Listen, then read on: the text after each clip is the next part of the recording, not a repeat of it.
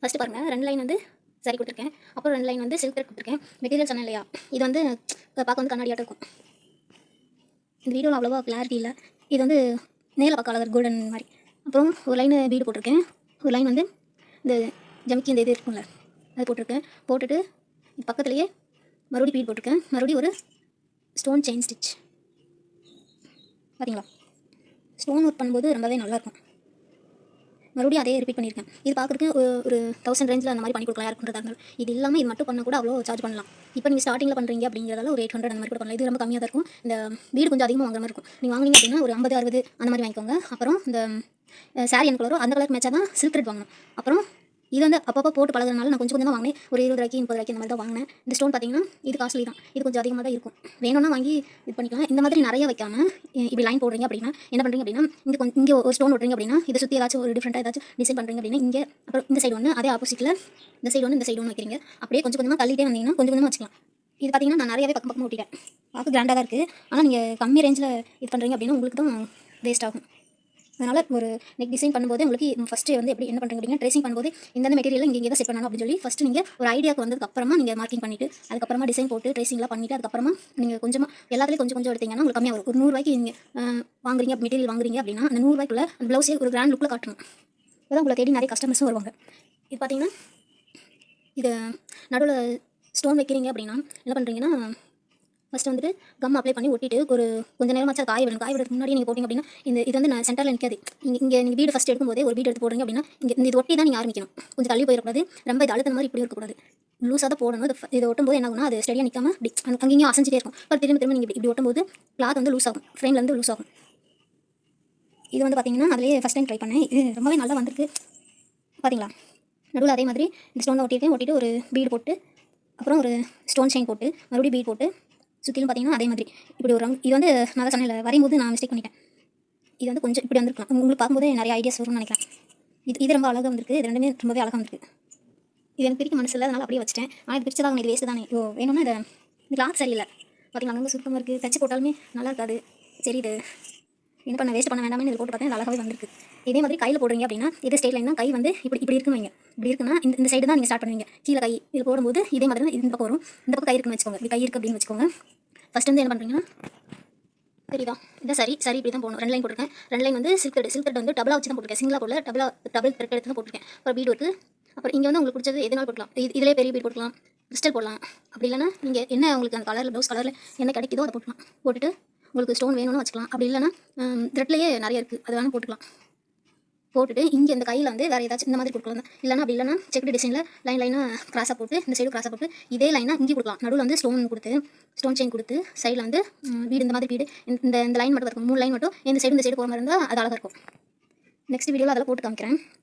ஏன் இவ்வளோ நாள் டிலே ஆச்சு அப்படிங்கிறவங்களுக்கு கொஞ்சம் உடம்பு சரியில்லை, அதனால தான் நான் வீடியோ எதுவும் போடலை. இனிமேல் ரெகுலராக வரும். பார்த்தீங்களா, ட்ரேசிங் பண்ணுறது எப்படி, மார்க் பண்ணுறது எப்படின்னு சொல்லித்தரேன். நான் ஃபஸ்ட் டைம் போட்ட டிசைனில் எப்போவுமே நீங்கள் டிசைனை வரையும் போது மிஸ்டேக் மட்டும் பண்ணிடாதீங்க. மிஸ்டேக் பண்ணிங்க அப்படின்னா ஃபுல்லாகவே சொதப்பிடும். இது அழகாகவே வந்திருக்கு. இதில் நடுவில் நான் வீடு ஒரு கொடுக்கலாம்னு நினச்சேன்.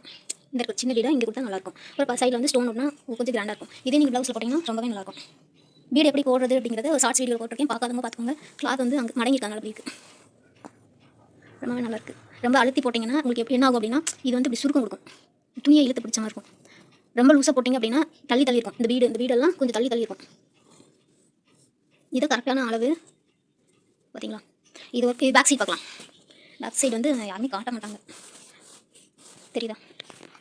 இது ஸ்டார்டிங், இது பார்த்துக்கோங்க. இதுதான் ஸ்டார்டிங். அதே மாதிரி இந்த பக்கம் இந்த பக்கம் முடிச்சு போட்டிருக்கேன். இந்த சைடு முடிச்சு போட்டிருக்கேன். இந்த சைடு வந்து இருக்காது, முடிச்சு இருக்காது, கண்டினியூஸாக தான் போட்டிருக்கேன். ஓகேவா. அதே மாதிரி இதை எடுக்கும்போது இங்கேருந்து நான் சில்க் த்ரெட் எடுத்தேன்.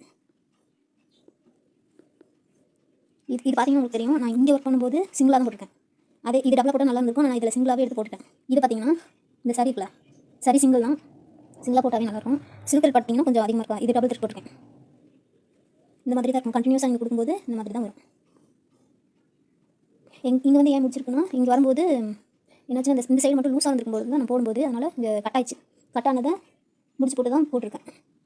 2 சரி 2 இது சில்க் த்ரெட் அது டபுளாக போட்டிருக்கேன். இந்த சைடு போடும்போது வீடு ஒர்க்லாம் பண்ணும்போது சிங்கிளாக தான் போட்டிருக்கேன். இன்னும் டபுளாக எடுத்தால் வராது, சிக்கிக்கிட்டே இருக்கும். அதனால் சிங்கிளாக போட்டிருக்கேன். டபுளாக போடுறதா இருந்தாலும் போட்டுலாம் ரொம்ப ஸ்ட்ராங்காகவே இருக்கும். இங்கேயும் ஒரு கட்டாயிருக்கு, இங்கேயும் முடிச்சு போட்டு தான் போட்டிருக்கேன். பார்த்தீங்களா.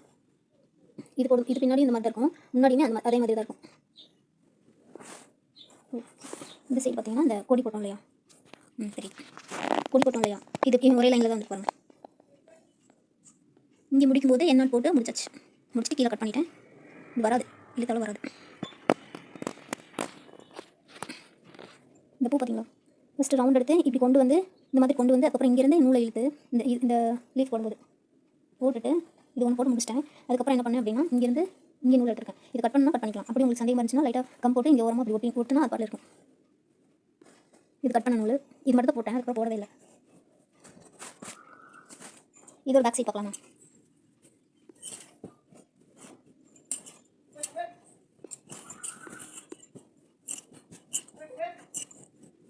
ஓகே, இங்கே தான் முடிச்சு போட்டுருக்கேன் பாருங்கள். முடிச்சு போட்டிருக்கேன். 2 லைனு சரி, 2 line silk thread double thread போட்டிருக்கேன். தெரியுதா, இது வந்து சிங்கிள் லைன் தான் சரி போட்டிருக்கேன். டபுள் லைன் வந்து சில்க் த்ரெட் போட்டிருக்கேன். அது பக்கத்தில் பாருங்கள். இந்த ஃபஸ்ட் லைன் என்னென்னா இது வீடு, செகண்ட் லைன் வந்து அந்த ஜிம்கி மாதிரி இருந்துச்சு, இந்த ப்ளூ கலரில் அந்த அதோட பேர் அது ஒரு லைன் போட்டிருக்கேன். அப்புறம் பக்கத்தில் பார்த்தீங்கன்னா வீடு, இந்த சிக்ஸாக் மாதிரி இருக்கு பாருங்கள். இதுதான் என்னதுன்னா ஸ்டோன் வந்து நான் ஒட்டலை, அந்த ஸ்டோன் வந்து ஒட்டினா கூட வந்துடும். சிக்ஸாக் மாதிரி இருக்காங்க, ஒரு நிமிஷம் தெரியுதா, சிக்ஸாக் மாதிரி இருக்காங்க.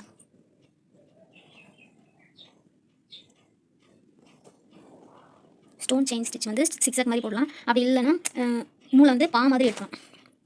ஒரே சைடாக இந்த மாதிரி போட்டால் சீக்கிரம் அவ்வளோ சீக்கிரம் வராது. அதுக்கப்புறம் பார்த்தீங்கன்னா ஒரு லைன் பீட் போட்டிருப்பேன், இது பக்கத்தில் பீடு போட்டிருப்பேன், அதுக்கப்புறம் அந்த ஜிம்கி போட்டிருப்பேன், அதுக்கப்புறம் இந்த மறுபடியும் பீடு தான். இது பாருங்கள், அந்த ஸ்டோன் ஒட்டி பீட்ஸ் போட்டிருந்தோம் இல்லையா, அது வந்து இங்கே முடிச்சு போட்டிருக்கேன். ஃபஸ்ட்டு தனியாக தான் இதில் லைன் எடுத்து இதில் இருக்கல, இது கீழே போய்ட்டு அங்கே முடியும். இது பார்த்தீங்க அப்படின்னா ஒரு முடிச்சு போட்டு ஃபஸ்ட்டு இங்கே தான் இருக்கேன், அப்படியே சுற்றி கொண்டு வந்து இங்கே முடியும். முடிச்சுட்டு இங்கே ஒரு லாக் ஸ்டிச் போட்டுட்டு திரும்ப அங்கேருந்து இங்கே ஒரு லைன் எடுக்கணும். ஒன்று நீங்கள் முடிச்சு போட்டிங்க அப்படின்னா டைம் ஆகும். அதுக்கு என்ன பண்ணுறீங்க அப்படின்னா லாக் ஸ்டிச் போட்டுட்டு திரும்ப இங்கே வந்துட்டு ஒரு சர்க்கிள் போட்டு இந்த வீடெல்லாம் போட்டு முடிச்சிங்க அப்படின்னா இங்கேருந்து திரும்பவும் நீங்கள் எங்கே கொண்டு போகணுமோ அங்கே போய்க்கலாம். பார்த்தீங்களா, கண்டினியூஸாக அப்படியே கொண்டு வந்திருக்கேன். எங்கேயாச்சும் முடிச்சு போட்டு இங்கே முடிச்சே போடல. நான் இங்கே போடும்போது எனக்கு சில்க் த்ரெட் எப்படி ஹேண்டில் பண்ணணும்னு ஓரளவு தெரிஞ்சிச்சனால இங்கே அவ்வளோவா முடிச்சு ஒன்று கூட வரல. பார்த்தீங்களா, அதே மாதிரி இந்த சைடு அதே மாதிரி தான் இந்த சைடு போட்டிருக்கேன். பேக் சைட் பார்த்தா உங்களுக்கு ஓரளவுக்கு ஐடியாஸ் கிடைக்கிறதுனால தான் இது பார்க்குறேன். என்னென்ன ப்ராப்ளம் வரும், த்ரெட் வந்து கட் ஆகுறதா ஒரு பெரிய ப்ராப்ளம். இப்போ பார்த்தீங்க அப்படின்னா நான் எங்கே ஸ்டார்ட் பண்ணியிருக்கேன், முடிச்சு எங்கே இருக்குன்னு பாருங்கள். இங்கே ஒரு முடிச்சுக்கு, இங்கே ஒன்று இருக்குது. ஃபஸ்ட்டு இதில் தான் ஸ்டார்ட் பண்ணேன். நெக்ஸ்ட்டு தான் இங்கே ஒரு முடிச்சிருக்கு. சிக்ஸாக தெரியுதா, இதில் பார்க்கறத விட இதில் நல்லாவே தெரியும். இதில் நிறைய ஸ்டோன் பேஸ் பண்ணியிருக்கேன். சென்டரில் ஒரு இதே மாதிரி தான் ஸ்டோன் கொடுத்துருக்கேன். இதே மாதிரி ஸ்டோன் தெரியுதா, இந்த ஸ்டோன் ஒட்டியிருக்கேன். பார்த்தீங்களா, பேக் சைடு வந்து இந்த ஒன்று தான் அவ்வளோவா தெரியல, நல்லா செட் ஆகிடுச்சு. அப்புறம் சுற்றிலும் ஒரு பீட் கொடுத்துருக்கோம். அப்புறம் ஒரு ஸ்டோன் செயின் ஸ்டிச் சிக்ஸாக் அப்படியே தெரியும் பாருங்கள். இது ஃபுல்லாகவே சிக்ஸாக் தான். சிக்ஸாக் எங்கெங்கே இருக்கும் அங்கெல்லாம் ஸ்டோன் போட்டுருக்கோம். இது சுற்றிலும் பீடு.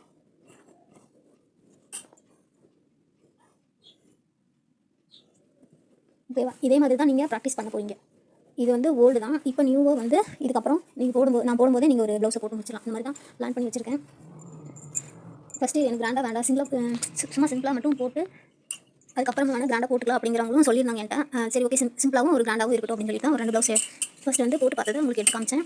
இங்கே என்ன பண்ணுறீங்க அப்படின்னா சிங்கிளாக போடுறதா இருந்தாலும் எனக்கு போட்டு சென்ட் பண்ணுங்க. ஒரு அக்கா சென்ட் பண்ணிட்டாங்க.